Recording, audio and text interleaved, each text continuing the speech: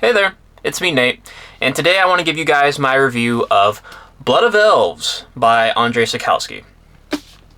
Now this is the third Witcher book. I'm going to call it the third. I think most people should consider it the third. It is the first Witcher novel, but is the third Witcher book, and you should read it third.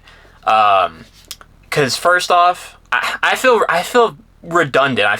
I feel like people need to know this. So first off, you need to read The Last Wish, a collection of short stories that establish and kind of set up the world of the Witcher series. Then you read Sword of Destiny, and then you read Blood of Elves, which is like I said, the first novel and the story of Geralt. So if you look up a list and it tells you to start with Blood of Elves, do not do that. Go pick up and read Last Wish and Sword of Destiny. Sword of Destiny is bad, which you may have seen in my review for last week, but a couple of stories in there are necessary. I think in the video, in my review, I actually said you could probably just watch the first season of the show. I went after that, I was like, is that show any good? I went to see the quality of it. I went back and watched the first season of The Witcher, and I was like, the action's cool, but the show's bad. It's still bad.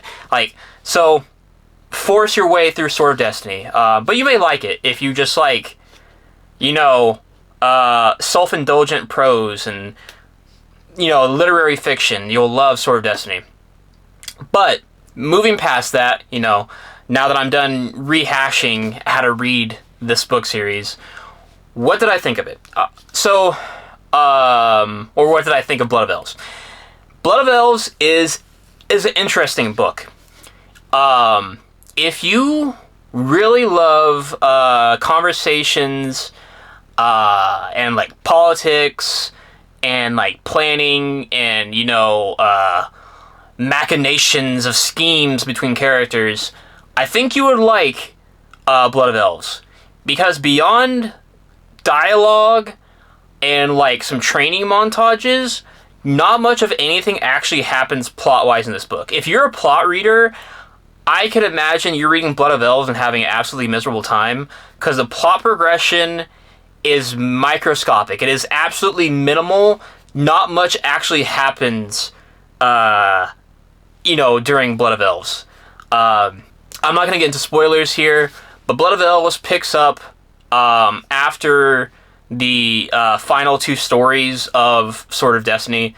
I guess I'll go ahead and lightly spoil Sword of Destiny, because I think you need to talk about Blood of Elves.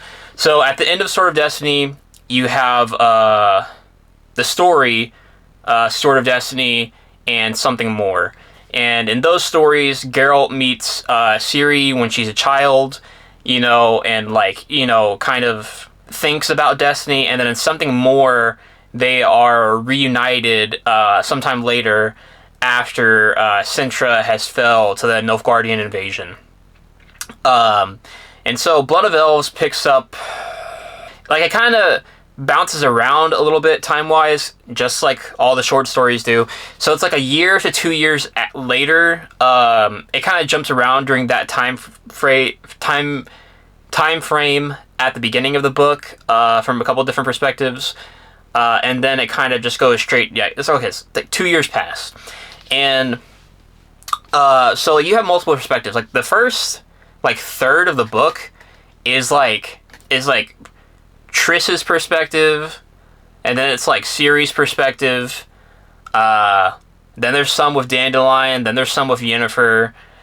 I think Geralt only has one small part of this that is from his perspective. I think it's maybe part of a chapter during an action scene, but other than that, most of this is from other characters' perspectives, which I thought was interesting. Not much of this is actually from Geralt's perspective.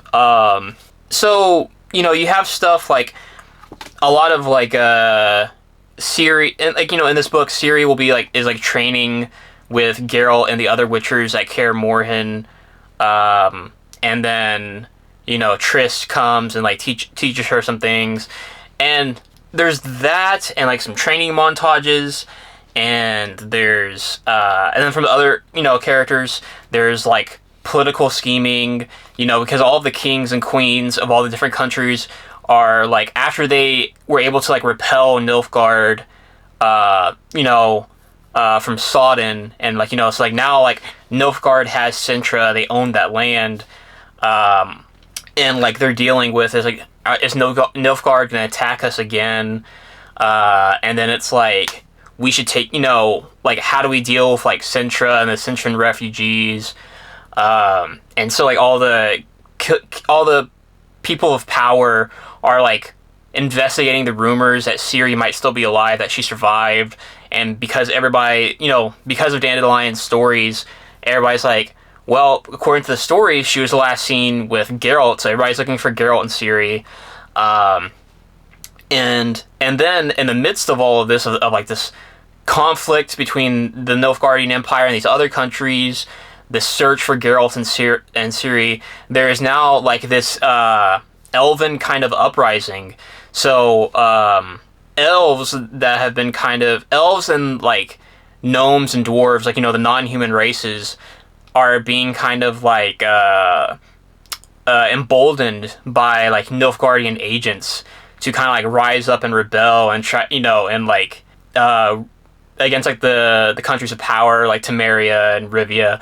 And so there's like all these factors at play that kind of set everything up, and all of this all these things that are going on have been foretold by this prophecy, talking about the white flame and like the age of the sword and axe, and the time of contempt, and so like Ciri and Geralt, not only have those two been bound by destiny and like the and the law of surprise, but Ciri has like this greater destiny, as like this like child of the elder blood.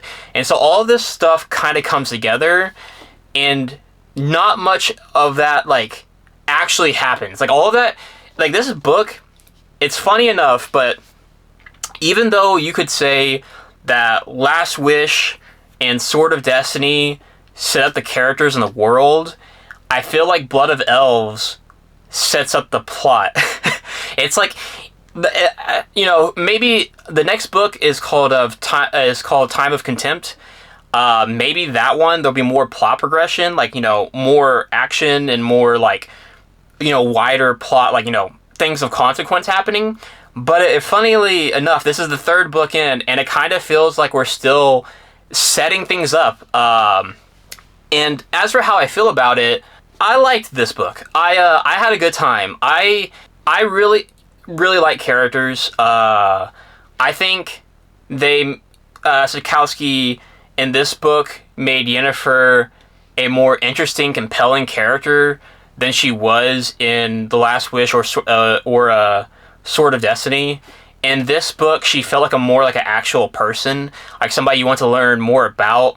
And instead of like in Last Wish and Sword of Destiny, she's like, oh, she's this beautiful woman and she's this powerful enchantress, but like, yeah, but she's like, she's selfish and like hateful, and and it's like, not saying that like Yennefer or Geralt are like great in the relationship with each other. They both have like their faults, but like Yennefer, even outside of like her relationship with Geralt, was portrayed as like this awful, terrible person, basically.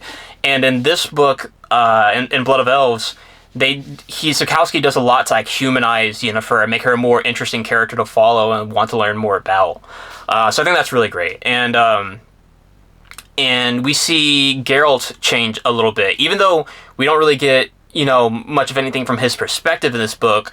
You see how Geralt has changed with the addition of Ciri as like somebody that he has to protect and like take care of, in comparison to like Last Wish and Sword of Destiny, where he would always either be riding solo or having some kind of little adventure with Dandelion, or moping about his awful toxic relationship with Yennefer.